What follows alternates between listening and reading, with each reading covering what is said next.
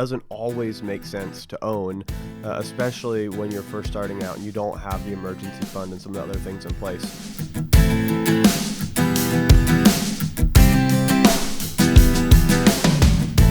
Welcome to Getting Money Right. My name is Leo Sabo, and with me is my co-host.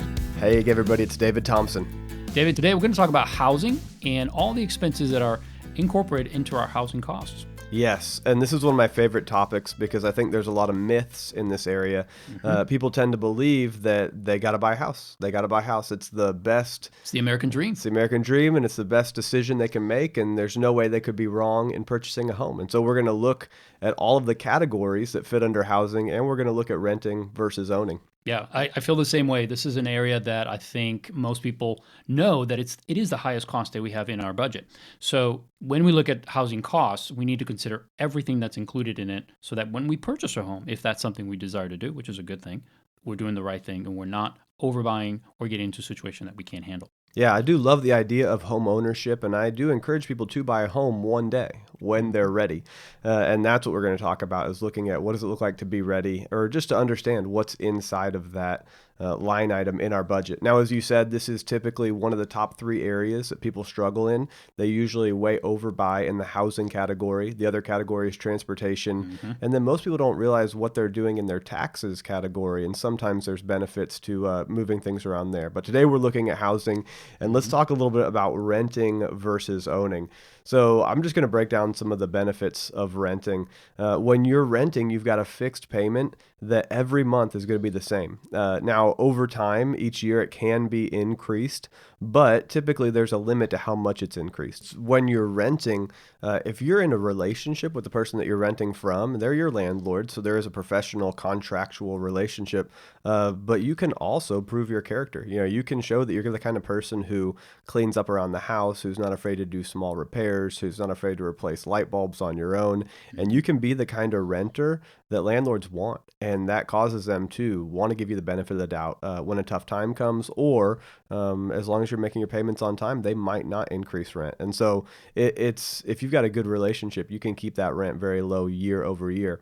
One of the other great things is you've got the opportunity to keep your payments lower over a long period of time, because if you need to move, you can usually, there's now a lot of competition. You can now look around the city and find other places to rent, and you can say to your landlord, well, I'm thinking of moving unless you will keep my rent the same, or unless you will lower my rent.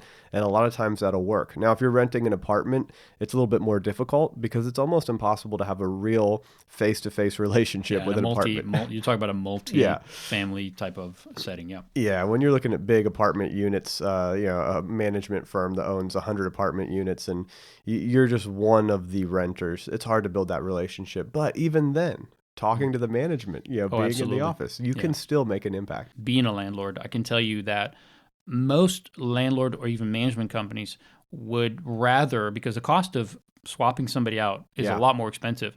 You know, if you think about it, if I were to bump up my rent by $25, that's an extra $300 a year. But if the renter says, nope, I'm going to move, now I might have to spend $1,000 to $2,000 to get that apartment turned around. I may have to paint. I may have to clean it up. Just a cleaning fee alone may be $300. Right. So a landlord wants renters to stay. The longer they stay, the more profitable they are. And so you do have that leverage. But what I encourage everyone to do is have that communication. Keep a friendly relationship with your landlord. Yeah. Talk to them. Tell them what's going on. If you keep that relationship open, I'm going to tell you, as a landlord, I would rather not bump up the rent. You know, of course, if the taxes go up, if I'm not making any money on the property, I'm going to bump it up. But most of the time, when an investor invests in a rental, they're going to make some kind of cash flow. They're going to make some money, and they want to consistently make that. So anyway, it's not a set fixed amount. And what I encourage people to do is to have that communication. And when the landlord communicates to you, says, "Hey, how can we work this out so it's more manageable? I don't want to move, but this is a big bump and it's going to affect me. Can we work it out?" And I would say 9 times out of 10, the landlord will negotiate with you. Yeah, there's a lot of things that you can negotiate in there too. And if you're paying, 5 days early and you're... got to be a good renter. Yeah, if you're a good renter, then you're the kind of person that has a little leverage and opportunity in that situation to keep your rent low over a long period of time. Now, one of the other great things about renting is usually you're in a smaller place. So your energy costs are going to be much lower. So there's a benefit in that it is smaller, therefore energy costs are lower. There is a little bit of a frustration in that it might be a little bit smaller for you. You know, that's a kind of a con as well. We've got to understand that being in a smaller space is not always ideal, but it really can help you save over the long term. And the maintenance costs are not your own. It's owned by the landlord. And so if something breaks, it's on the landlord to fix that. That's true. If something needs to be handled, you look to the landlord. So, Leo, have you had any experience in that? Absolutely. And any good landlord will have the kind of relationship and will actually have this in their contract and their lease agreement that there are those situations where if there's a water leak, if there's fire, water, you don't wait, you call right away, and the landlord's going to be there, or they're going to send somebody to take care of that because that's a major issue that's going to be costly not only for the landlord but even potentially for the tenant. It's really a matter of understanding that renting is cheaper in one of those aspects that you don't have the cost of fixing anything. If anything breaks, that's typical wear and tear. Something breaks that's not your fault. You didn't break it. Then or something's not working the way it should. The landlord will be there within a very short period of time. They have to be, especially if it's a heating or cooling or water or those kind of things. The landlord will get somebody out there or get out there themselves and fix it as soon as possible. Yeah, and that lowers your risk when you're first looking at housing, especially if you're young. It's great to not have to worry about the maintenance costs, to not even have to worry about maintaining, potentially if you're renting an apartment, not maintaining the lawn, not maintaining the building. The renter's going to take care of some of those things. And so it transfers risk from you over to the landlord. And if you're not at a place in your life where you can take on the risk of a $10,000 appliance failure, the HVAC going out, then it's wise to be in a place where you're renting first. Both my daughters got married in the last year, and both of them are renting. And I'm going to tell you, it's so much easier for them not to have to worry about carrying a mortgage payment because it is more costly. We'll get into that a little bit. But just the fact that they don't have to worry about anything as far as their rent and their rental apartment goes. They just come home from work every day, they sit down and have dinner, watch TV, live their lives, not have the added burden of taking care of maybe an older home that needs some regular maintenance, those kind of things that young couples would be able to afford. So it is a much wiser, smarter thing to do, especially when you get married Yeah. for the first couple of years at least. Yeah, for Ashley and I, we rented an apartment for the first 2.5 years of our marriage, and it was so beneficial. I don't know what it was. We really loved our apartment. It was small. It was one bedroom. I think it was like 750 square feet. Yep. But it was so comfortable. We didn't need to load up on furniture. We didn't need to load up on decorations. Just a few pieces of art covered all the walls. One couch. Furnished everything. Yep. One table and a few chairs. It was so simple, and we could focus on our careers. We could focus on our time together. We could focus on it also gave us an excuse to go out to date night, to go on long walks, to spend time together, not just like, oh, we're at home, so we're just going to hunker down on the couch. It's like, no, let's go out and do something fun together. So for the first 2.5 years of marriage, we really, really benefited and enjoyed living in a one-bedroom apartment. Yeah, that's good. We did it for 4 years, and again, it was the right decision because it kept our costs down. And really, honestly, when you're first starting out, you don't want to focus on other things. You just want to focus on you're together finally. You said I do. Now you're together. You want to enjoy that time. You don't want to mess with having to deal with all the additional burden and issues that come up with owning a home. Yeah, and if you're single, there's a huge benefit because that means that any maintenance and repairs and different things that you might have to think about, if you owned the place, you don't have to think about. It takes a huge load off of your mind to know, okay, if the cable goes out, I don't have to call the cable company. That's I'll right. call the landlord and they'll deal with it. If, the internet goes out, if the electricity, if, anything that's going wrong, honestly, it's just for a peace of mind standpoint, it's very easy to rent. Now, I own a home now, but based on what we've done so far, Leo, I'm thinking about going back to renting. Can you share with me some of the cons and help bring me back down to reality a little bit too? So let's talk about buying a home and owning because it is totally different than renting in many ways. So the pros of owning a home is obviously the fact that you're actually building some equity, right? I mean, you're purchasing something, an asset that you will own from this point forward. It's yours. So you can personalize it. You can decorate it the way you want. You can put the kind of furniture you want in it, and you have more rooms. You have more room to fill. That could be more expensive, but it's also a benefit. If you have a larger family and you need 2 or 3 bedrooms or 4 bedrooms, a home will allow you to do that. An apartment rarely will allow you to do more than 3 bedrooms. And even that is going to be very costly because it is a much larger space.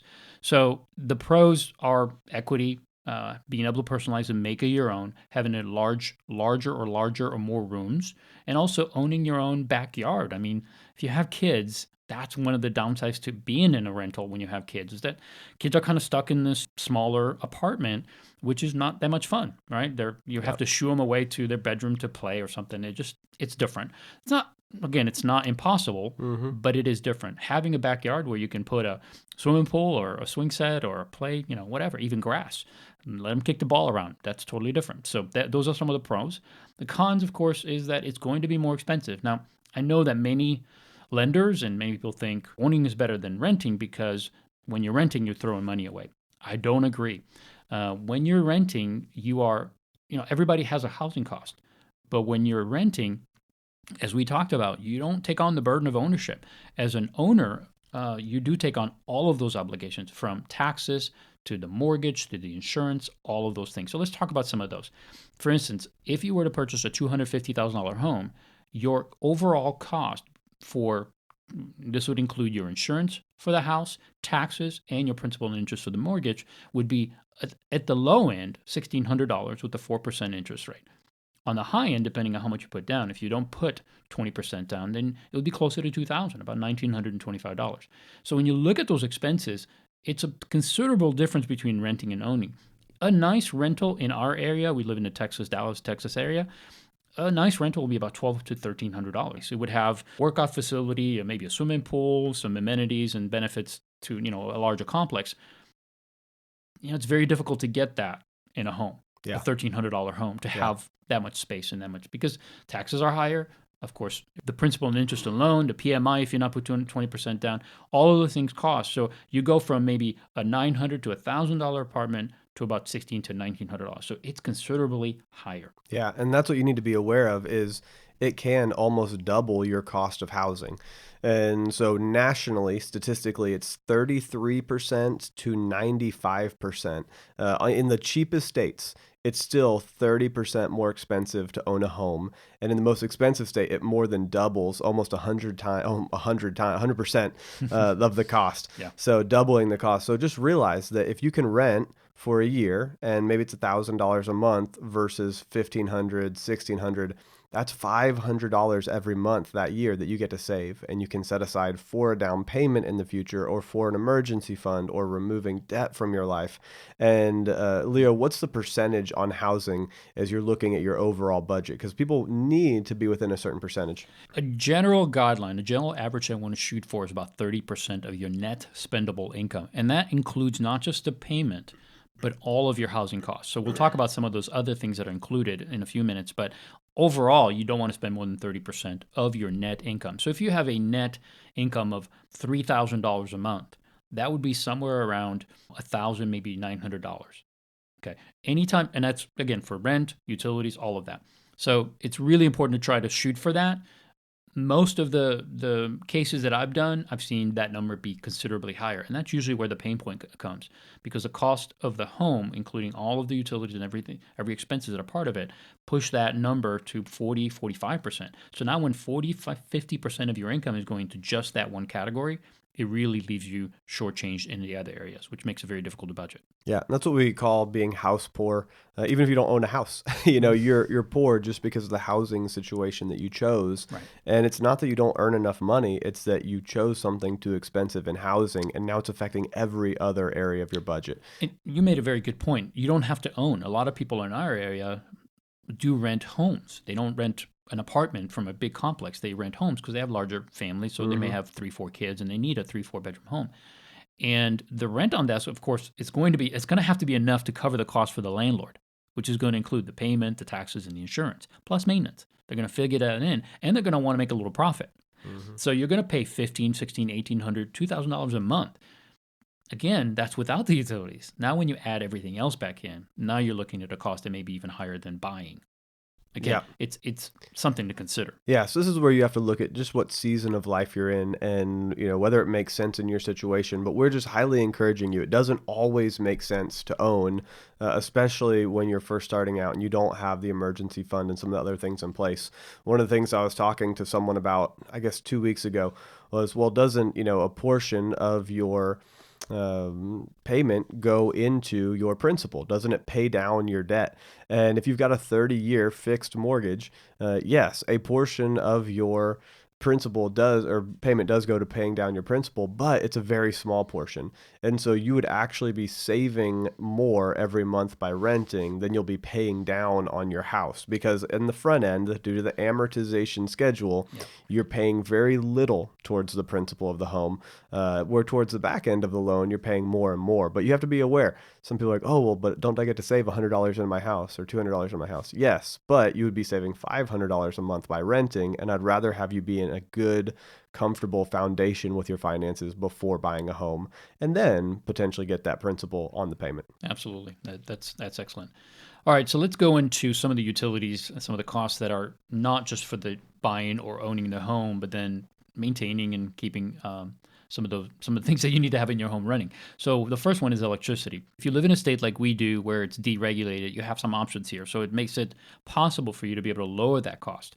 But realize when you're in a home, you're going to heat and you're going to cool more space. So it's going to be it's considerable higher in that case. But what we would encourage, if you do own a home in the Texas area, and you can buy not directly from the electric company but from a provider, you can go to powertochoose.org. That's powertochoose.org, and you can find different rates that fit the kind of plan that will work the best for you, spend the least amount, and get the most benefit. And then, of course, some of the things that you can do in your house is being more conscious about how you use electricity. Having all the lights on all the time may look great, but it's going to be more expensive. So think about being frugal in that area. Look at energy efficient lights and appliances as you add those, or as you purchase those, or you think about moving it into an area. Make sure that those are available. Also, be mindful of the cooling and heating. Like, for instance, as a landlord, when I first bought this property, I installed the electronic, I should say, thermostats, because I realized, okay, if one of my renters works 8, 9, 10 hours and they're away from home, they shouldn't have to cool or heat their home or keep it at the same temperature. And then when they get home, they have to bump it up, or, you know what I mean? There's a delay there. So I thought, okay, if I'm going to have to replace it, I might as well put a good one. And they're super inexpensive. So I did that. And one of my renters just kept having her air conditioning set at 60 degrees while she was Wow. gone. And eventually she ran it so much that the unit actually froze. So it caused all kinds of problems. And because it was creating ice, because it was just I've running never even heard constantly. of that. That's Yeah, amazing. it literally froze the unit on top. And when she called me and I had a service person come out, and they're like, well, she's had it on 60, so it run constantly. And it should never do that, or you cannot have it run constantly. And I told her, I said, you're spending a ton of money you don't need to spend. Now, one, protect my property. I don't want you to damage my unit. But at the same time, if you're having it set at 60 and you're gone for 8 hours, all of that time, your apartment's getting cooled while you're not there. So the idea there is you can set that thing to go to a higher temperature when you're not home, and a couple hours before you get home, have it come back down to where you like it. So be mindful that you can use those. And again, it's a simple thing, but I've been surprised how many people don't even know how to set one of those. I'm like, I'll spend 2 minutes, show you how to do it so you can save yourself some money, because it doesn't make sense to spend $300 in a 1,000 square foot apartment Yeah. when you could spend 120, 150. Yeah, and when we're coming up on winter here, what Ashley and I will do is we will turn it down to stay cold at night, because you can use blankets to cover up and stay warm, And you sleep better. and you sleep better. But then, say around whatever time you're planning to wake up, if it's 7 a.m., 6:30, set it to automatically begin to turn the heat up just a little bit. So it takes the chill out of the air, so you're more inclined to get out of bed because it's not freezing in the morning, and you can set it to automatically do that. So just setting those adjustable rates can literally save you 50, 60 to $100 a month. And over the year, it could really save you thousands, Yeah. depending on the size of the home and everything. But it certainly will save you hundreds of dollars. Yep, and I just want to re-emphasize, here in Texas, we have powertochoose.org, where you can go and you can find other electricity providers, and you can choose based on the amount of electricity that you use in a year. Where's the best provider and who's going to provide it to you the cheapest? And if you have the opportunity to use that, Ashley and I, we every year we would go on to Power to Choose, and anytime our contract would end, instead of letting it go to month, we would then re-choose a new provider through Power to Choose. Now, one year we got lazy and we did not do that. And so I think this is a couple of years ago, we were paying 9 cents per kilowatt hour initially, and then went to month. So the next month they charge us 10 cents a kilowatt hour, and the next month 11 cents, and the next month 12 cents, and the next month 13 cents. Whoa. It got up to 15 cents wow. before we realized. So I think, 5 or 6 months, I think probably 4 to 5 months had gone by, but they had 1.5 times what we were paying before. Yeah. And that's what we noticed. We noticed our bill, like, why is the bill 1.5 times as much? It was 80, now it's 120. Why is that happening? And we realized, when you're on a month-to-month contract, they can charge you whatever they want. And so we immediately found another provider that would not move the rate up and down on us like that. So just be aware. This is such a powerful thing, but it's so simple. Yeah. I got caught with the same thing. Just forgot to renew. We were kind of in a hurry at that time. Whatever. It was kind of a crazy month when it had to be renewed. And the funny thing is, on your statement, many of these companies are required to put down, you have this many months until your contract ends, or it ends on a certain date, and it's literally in red on my statement. So I saw this coming, and then when it happened, I totally just forgot. And then 2-3 months later, I'm like, what's going on here? My bill has been considerably higher. And I went back and I realized I probably spent more than $100 to $150 more than I should have had I just switched. So keep an eye on it. I don't know, put it in your calendar and have it go off 12 months from the time, or at least a month or so before, so you can start renegotiating the deal or going to a different company. Yep. So speaking of keeping an eye on something, let's talk about insurance and what insurance rates look like. I actually talked to someone today, a young man who is renting an apartment for the first time, and he asked me about renter's insurance, and he just had no idea. He was actually really worried that it was going to be expensive. His landlord had said, hey, I needed to see a renter's insurance policy, and he said, I don't have one. I need to go get some. And renter's insurance is typically very cheap. It's not a major expense in your budget. I think Ashley and I paid $11 or $12 a month. Somewhere between $8 and $10, $15. Yeah. So, I think 15 on the high end. If yours is more than $180 a year, that's $15 a month. Then you need to have it requoted and look again. But honestly, it's very cheap, very inexpensive, and it covers the contents in case something goes wrong in your apartment. Very simple. Housing insurance is a little different. Oh, yeah. Housing expense can be very expensive depending on where you live. In Texas, for us, insurance is very high because of course, tornadoes and different things that we get, hail. And so there is a cost there because our roofs aren't replaced because they get old. They get replaced because they got hail damage. Yes. So when you look at insurance for their home, realize that that's another cost that makes your home ownership more expensive, because it could be anywhere from $50 a month or $30 a month to as much as $200 a month. Some of the more expensive homes around here that are $200,000, $300,000, $400,000, their policies are anywhere from $2,000 and up. So it could be very expensive. Yeah. So, and I don't know, there's a rule of thumb on this, but somewhere around $200,000, you're looking at a little over $100 a month. So if you go to 400,000, you're probably looking at well over $200 a month. And so just be aware that that's going to be a cost. Renters, it's like $10 a month. Owning a home, it's going to be $100 to $150 to $200 a month. And be aware that that's going to be a big factor. Yeah. Also, realize that just like any other type of insurance, whether it's auto, whether it's home insurance, renter's insurance, you should always re-quote it at least every 2 years. But it's a good idea to look and say, hey, am I still okay? Because every year your insurance is going to go up. In fact, it's been my experience. Again, I'm not jaded, but I've done this for a while, so I can tell you this. There's no loyalty with insurance companies if you stay long, because rates will go up. I mean, they always do. And sometimes switching keeps that competition, keeps the rates lower, especially for new policies. So, don't forget about it, because I've met too many people that have insurance for their home that they haven't changed in 15 to 20 years, and they're paying double what they should. So, again, re-quote it about every 2 years minimum, and try to save and keep that as low as you can. Yeah, and the way that we do that, Ashley and I, is we check with independent insurance agents who can shop across multiple insurance carriers.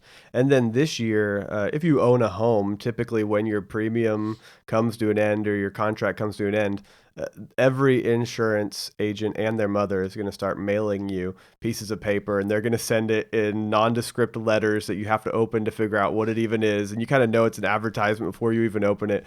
But here's the thing. We went and grabbed, or I went, and I tend to deal with this a little bit more because I'm financially nerdy, but Ashley understood every part of the process, and we made the decision together. But I went and I grabbed 5 of those letters that ended up in our mailbox, and I emailed all 5 of those agents, and you had all the major carriers involved: State Farm, Farmers, I can't even think, Allstate. Yeah. Allstate, Yep. Amica, USAA, all great carriers, all good stuff. Right. But we quoted with each one of them, and then we also had an independent agent do it, and he quoted with another 5. So we had 10 different agents. Now that might be a little over the top for you, but when we say requote, don't feel weird about emailing those insurance agents and saying, here's my current policy, here's what my new rate is going to be, can you beat it? And if they can beat it with comparable coverage, don't be afraid to switch, because unfortunately there's no benefit unless the coverage is different. There's no benefit to being with one carrier over another. Of course, there is an understanding that there. Okay, so let me say this: there are 2 carriers that are well known in the industry to have the highest ratings and to be the best on customer service, and that is USAA Mm-hmm.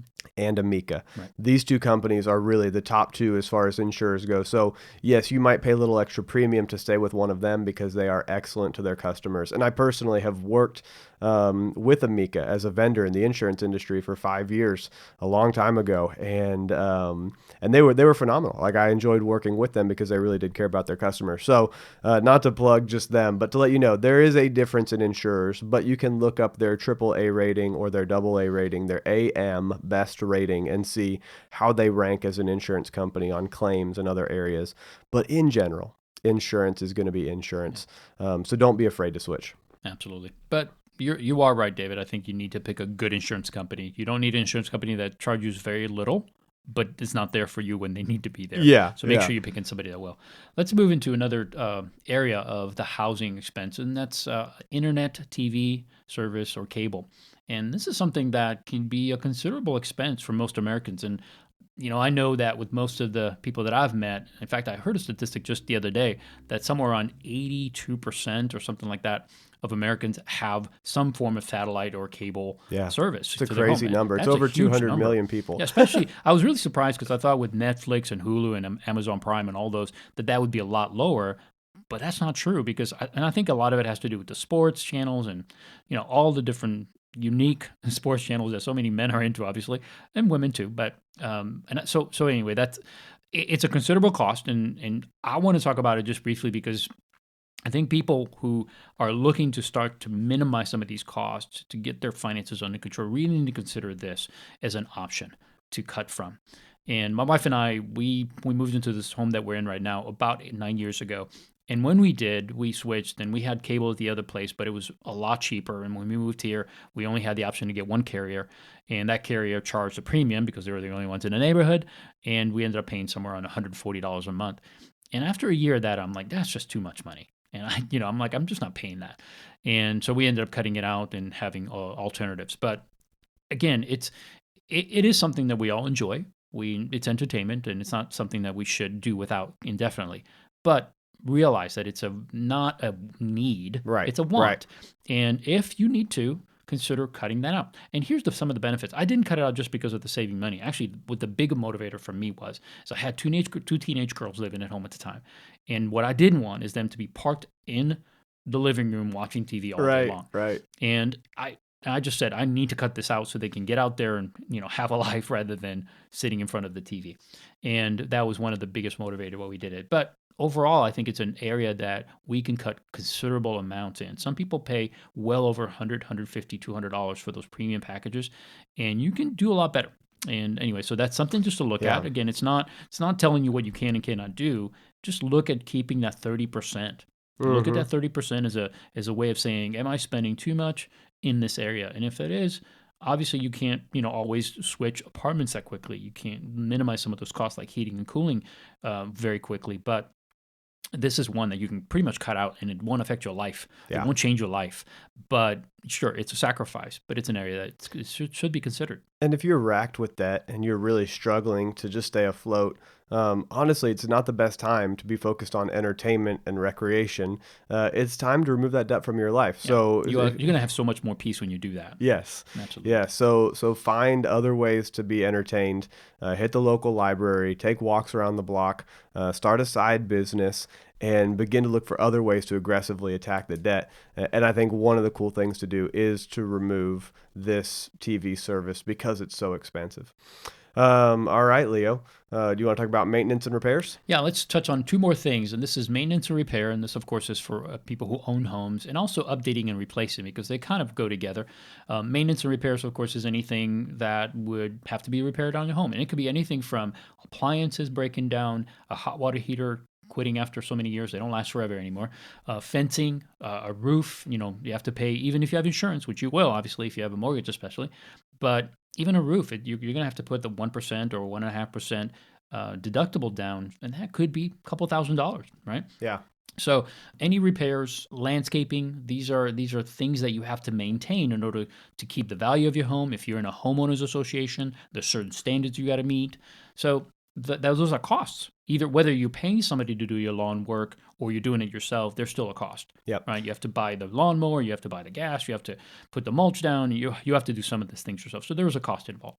Yeah. So what Ashley and I have done is we've created a whole separate savings category just for the maintenance and repairs and just for updating and replacing items. Great. So we actually have a house decorations category. Now we use it as a cash envelope.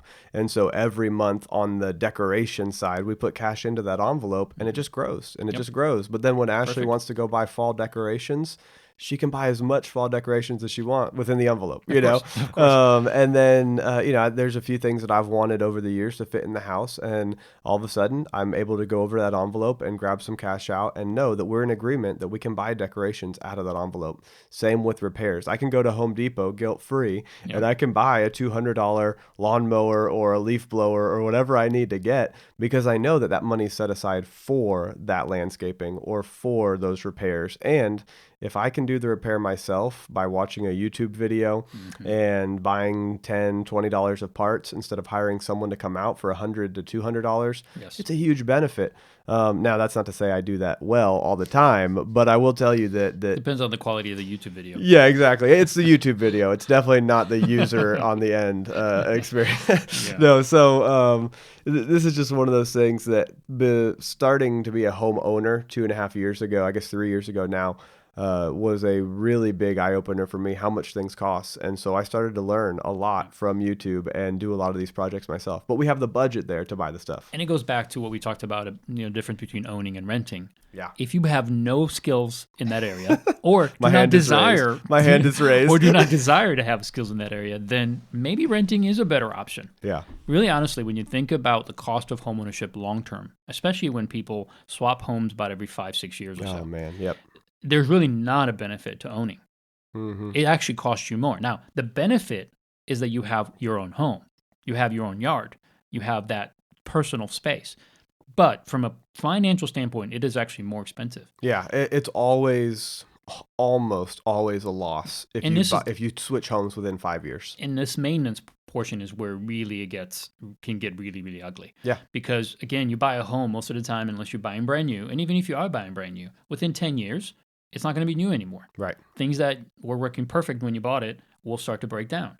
So either you'll be looking at replacing them within the next few years if you stay, or maintaining them. So there's a cost there.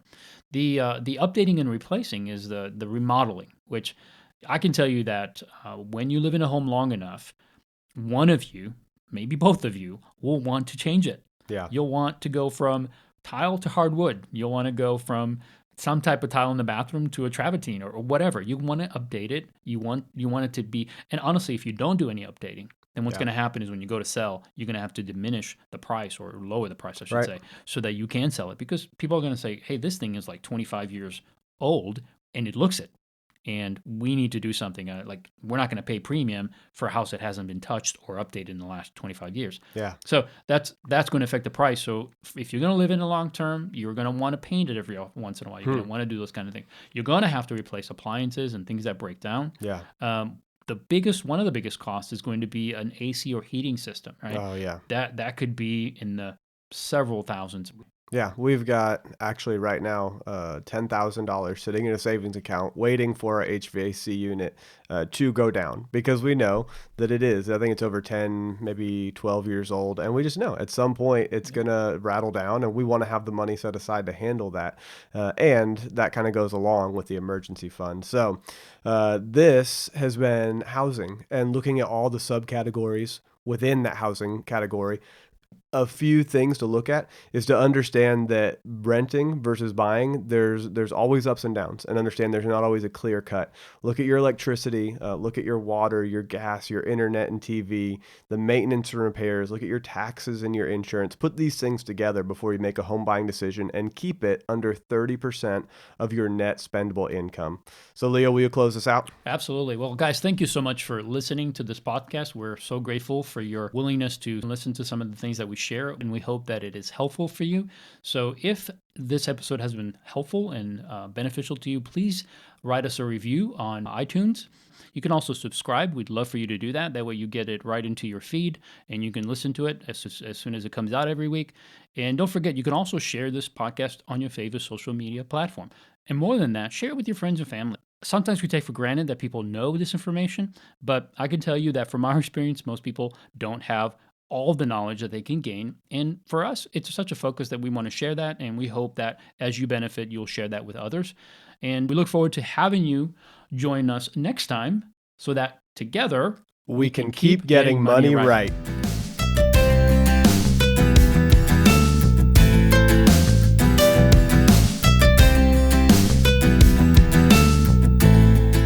The benefit is that you have your own home, you have your own yard, you have that personal space. But from a financial standpoint, it is actually more expensive.